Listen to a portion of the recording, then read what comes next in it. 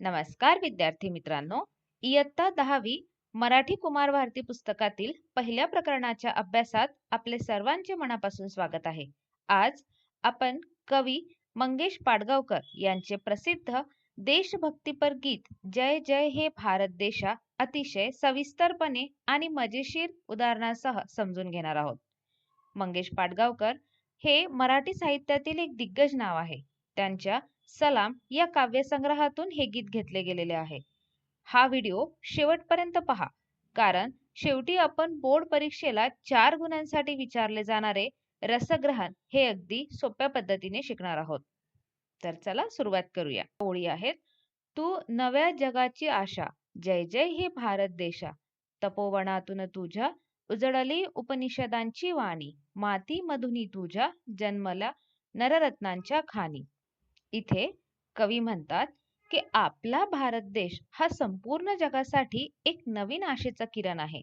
भारताचा इतिहास हा केवळ युद्धांचा नाही, तर ज्ञानाचा सुद्धा आहे. प्राचीन काळी आपल्या तपोवनांमधून उपनिषदांचे म्हणजेच उच्च विचारांचे ज्ञान जगाला मिळाले.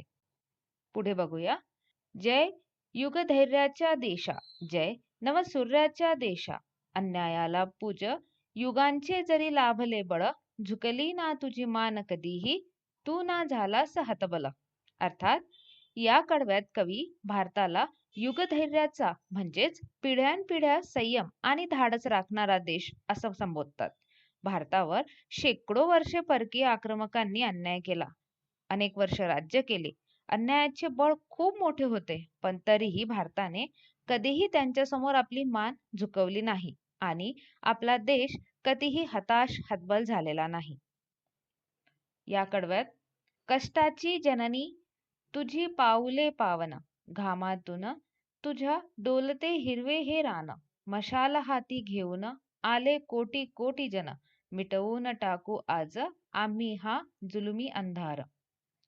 येथे कवी भारताच्या श्रमशक्तीचा गौरव करतात. आपला देश हा शेतीप्रधान आहे. जेव्हा आपला शेतकरी शेतात घाम गाळतो, तेव्हा संपूर्ण देशाचे पोट भरते आणि धरणीवर हिरवे रान म्हणजेच हरित क्रांती डोलू लागते. पुढे कवी म्हणतात, देशातील गरिबी, विषमता आणि जातीयतेचा अंधार मिटवण्यासाठी आता कोट्यवधी जनतेने आपल्या हातात एकजुटीची मशाल घेतलेली आहे. तर मित्रांनो, हे होते आपले पहिले देशभक्तीपर गीत. आता वळूयात आपल्या महत्वाच्या भागाकडे, कवितेचे रसग्रहण, जो तुम्हाला परीक्षेत पूर्ण गुण मिळवून देईल.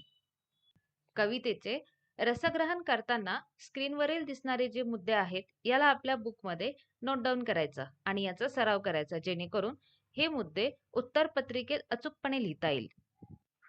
तर मित्रांनो, आज आपण मंगेश पाडगावकरांच्या कवितेतून आपल्या देशाचा गौरवशाली इतिहास आणि कष्टाचे महत्त्व समजून घेतले. या कवितेतील काही कठीण शब्द असतील, काही तुमचे प्रश्न असेल, तर मला कमेंट करून नक्की सांगा. व्हिडिओ आवडला असल्यास लगेच लाईक करा, आपल्या मित्रांसोबत शेअर करा आणि आपल्या चॅनलला सबस्क्राईब करायला विसरू नका. भेटूया पुढच्या व्हिडिओमध्ये. धन्यवाद.